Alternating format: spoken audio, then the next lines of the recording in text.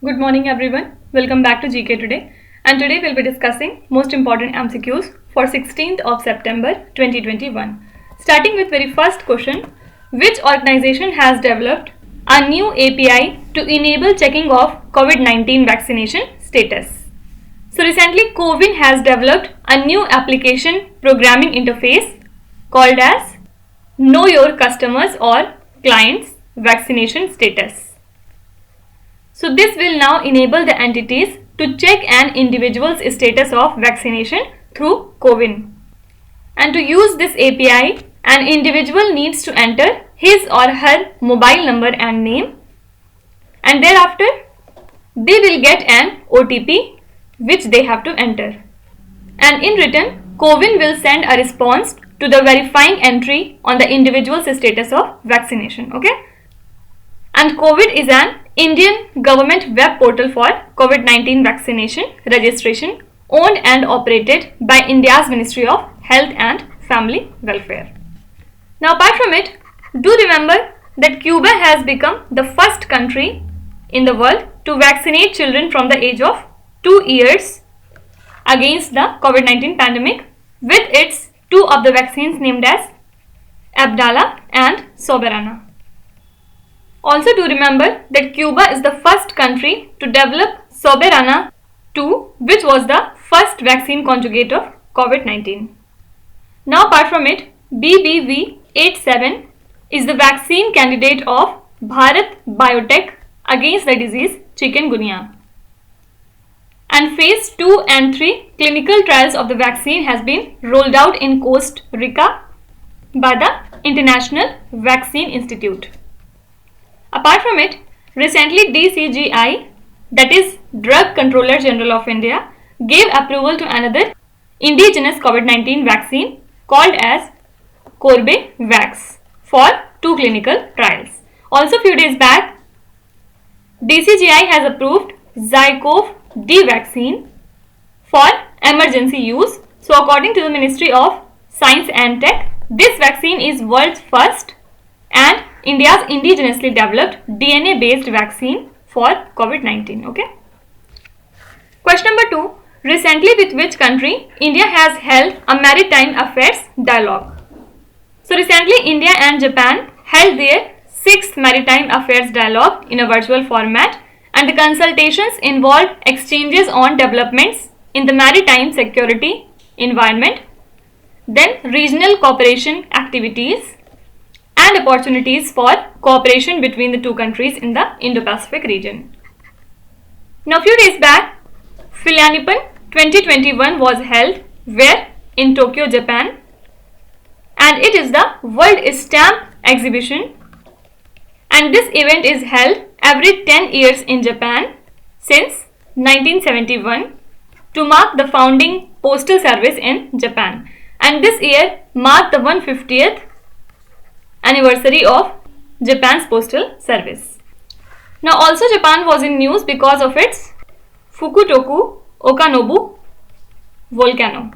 It is located at about 80 feet below the sea, and as per the NASA, this underwater volcano that exploded in the Pacific Ocean last month now poses a risk to the passage of planes and ships, and that's why it was in news. Okay. Also do remember that recently China has developed a prototype miniature helicopter for surveillance work on future Mars mission. Fine. Question number 3. Who is the Minister of State for External Affairs who has recently delivered the keynote in the 4th Conference of the Protectors of Immigrants? So the 4th Conference of the Protectors of Immigrants was held on 10th of September recently. That coincides with the date of enactment of the Immigration Act 1983. So Minister of State for External Affairs V. Muralidharan delivered the keynote address and observed that protectors of immigrants have an important role to play in informing youth and the workers about their new destinations and opportunities. Okay. Now apart from it, few days back, government has constituted an 8-member panel for framing a new law for drugs, cosmetics and medical devices, and this panel is being headed by our DCGI Dr. V.G. Somani. Actually, this Act of 1940 regulates the import, manufacture, distribution and sale of drugs, cosmetics and medical devices. So to make certain amendments, this committee has been formed. Also recently, central government has selected S.L. Tripathi as Chairman cum MD of United India Insurance Company Limited. Also, Nirlep Singh Rai has been recently appointed as Chairperson and MD of NFL, that is National Fertilizers Limited. And apart from it, Iqbal Singh Lalpura has been appointed as Chairman of National Commission for Minorities. Okay. Question number 4. In which city a digital population clock has been inaugurated? So, Union Minister of State for Health and Family Welfare, Dr. Bharti Praveen Pawar, inaugurated and presided over the seminar on population, human capital and sustainable development, that is healthy people, healthy future, and it was held in New Delhi. And she also inaugurated a digital population clock at the Institute of Economic Growth nestled inside the University of Delhi. Also, she launched a book titled as Infant and Child Mortality in Assam, Demographic and Socio-Economic Interrelations. So this book was written by Dr. Deepanjali Haloi and Dr. Suresh Sharma. Okay. Now apart from it, recently Deputy CM of Delhi, Manish Sisodia, has launched the Business Blasters program recently in New Delhi, and this program aims at developing young entrepreneurs at the school level by providing them seed money to start a business. Okay. Also recently, Bhupendra Yadav, who is our Minister of Environment, has virtually inaugurated the first functional smog tower in India at Anand Vihar, New Delhi. And this tower would be used as air purifiers to reduce the air pollution there. Okay. Also recently, Delhi has launched faceless transport services recently by locking down 4 of its RTOs, means regional transport offices. And now all the faceless applications will be processed within a period of 7 days according to the guidelines, which also says that the motor license officers will be responsible to look into the complaints on priority basis. And already we have seen that AIIMS Delhi has become the first hospital in the country to house a fire station inside its campus. Okay. Why? To meet any sort of emergency. Question number 5. Who has been appointed as the Governor of Punjab? So the President has recently appointed the Tamil Nadu Governor, Mr. Banwari Lal Purohit, as the new Governor of Punjab. Okay. Also, our new Governor of Uttarakhand is Gurmeet Singh. Then our new Governor of Tamil Nadu is R.N. Ravi. Apart from it, the Gujarat Chief Minister Vijay Rupani has recently resigned, and Mr. Rupani met the Governor Acharya Devrat and submitted his resignation. So Mr. Rupani had taken over as the Chief Minister in August 2016 after the sudden resignation of the then Chief Minister Anandiben Patel. Do remember that Anandiben Patel is now the Governor of Uttar Pradesh. And obviously many times we have seen that our new Governor of Manipur is La Ganesan. Question number 6. Which state has decided to commemorate the death anniversary of Subramania Bharati as Mahakavi Day? So recently Tamil Nadu government has decided to commemorate the death anniversary of Subramania Bharati, who was a firebrand poet along with a freedom fighter. So this day would be observed on 11th of September. So the year 2021 will mark the 100th death anniversary of the poet, and his work ignited patriotism and left kind of indelible mark on the Tamil literature. So to mark the 100th anniversary, weekly events will be held at the Bhartiyar Memorial House in the state for next 1 year. And the government will also be conducting a state level poetry competition for school and college students, and Bharti Young Poet Award will be presented along with the amount of 1 lakh rupees. Also do remember that Women Livelihood Mission will also be renamed after Bhartiyar, and the scheme is to be implemented by the Rural Development Department. Okay. Apart from it, Tamil Nadu has announced to set up India's first dugong conservation reserve to preserve the endangered marine mammal. Okay. Also do remember that Tamil Nadu Legislative Assembly has presented a separate budget for agriculture for the very first time in the history of Assembly. Also, Tamil Nadu has become the first state in the country to cut the petrol price in financial year 2021 to 2022 by 3 rupees per litre, which provides a major relief to the consumers there. And Sri Villi Puttur Mega Malai is the 5th tiger reserve in the state of Tamil Nadu. Question number 7. With which organization Ministry of New and Renewable Energy has partnered to encourage decentralized renewable energy? So your correct answer is both A and B. So actually, in a bid to encourage decentralized renewable energy, Smart Power India, that is SPI, and GIZ joined hands with the Ministry of New and Renewable Energy to elucidate the role of decentralized renewable energy for the overall development of the nation. So this partnership came as part of Azadi Ka Amrut Mahotsav. Now apart from it, do remember that India has partnered with Denmark recently to launch Center of Excellence on Offshore Wind, and India has set target of 450 gigawatt of renewable energy capacity by the year 2030.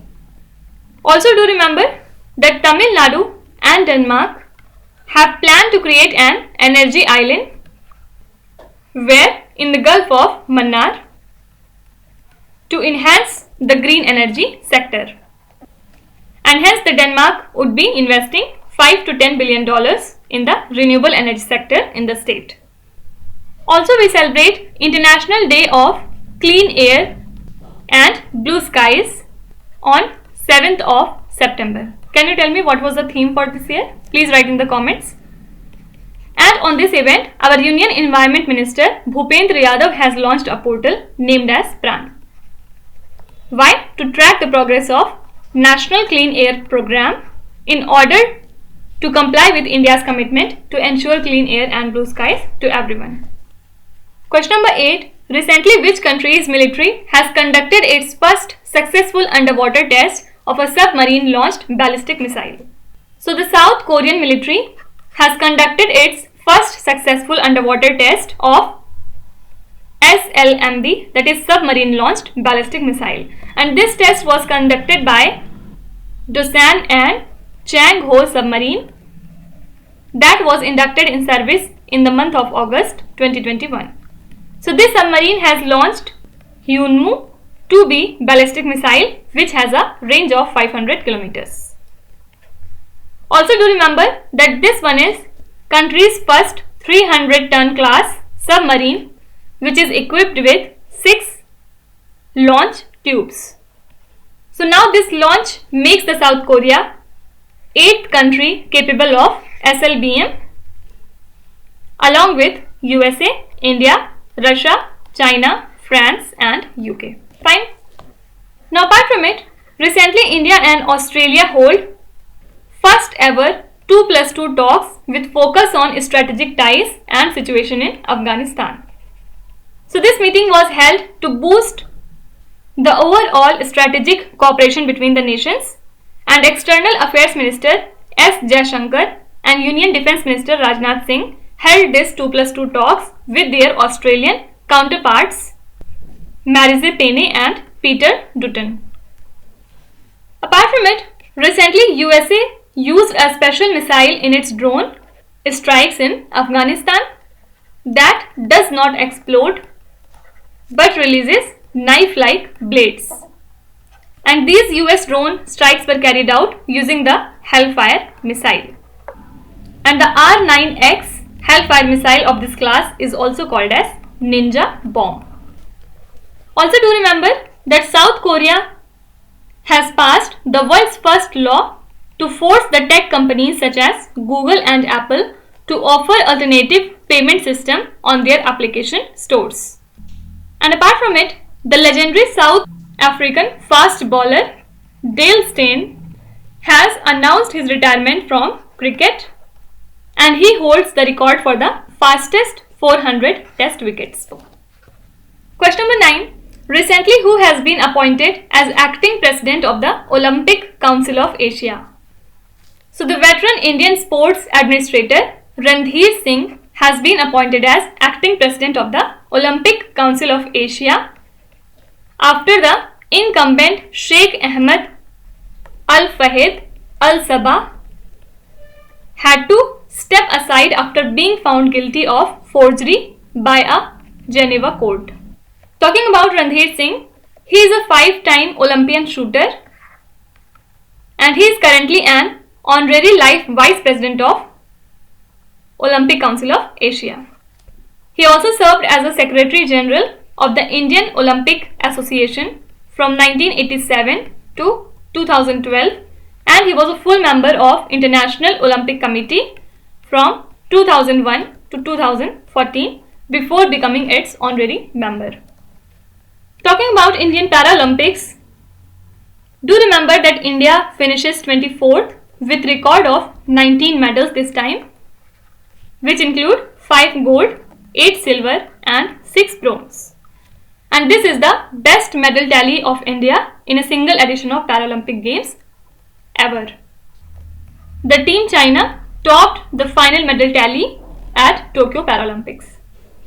And the flag bearer for the opening ceremony was Tek Chand, who is a javelin thrower, while for the closing ceremony it was Avni Lekhara, and she is a shooter. The Indian theme song of Paralympic was Kar De Kamal Tu, and it was composed and sung by Sanjeev Singh,